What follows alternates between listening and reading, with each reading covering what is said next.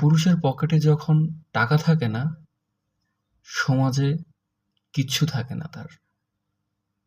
তার মান-সম্মান বলেন, তার পরিস্থিতি তাকে সবসময়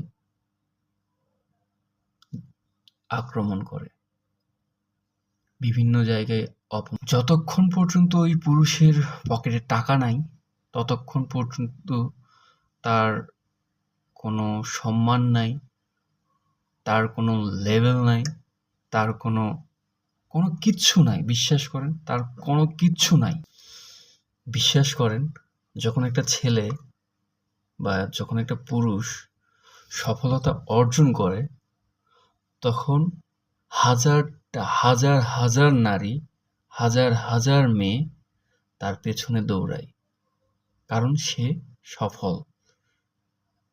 কখনো একটা নারী বেকার বা সফল না, এরকম পুরুষের পেছনে দৌড়ায় না। দৌড়ায় কখন? যখন জাস্ট ভালো লাগে, প্রেম করবে, টাইম পাস করবে, তখন ভালো লাগে। কিন্তু যখন রিয়েল লাইফে পা দেয়, তখন ওই নারী কখনো তাকে অ্যাকসেপ্ট করতে পারে না মন থেকে। দেন তার মা গর্বর সাথে বলতে থাকে যে এটা আমার ছেলে। তার বোন বলতে থাকে যে এটা আমার ভাই।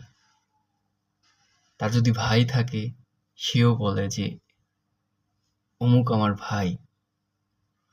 দেন তার ওয়াইফ গর্বের সাথে বলে এটা আমার হাজবেন্ড, দেখতে হবে।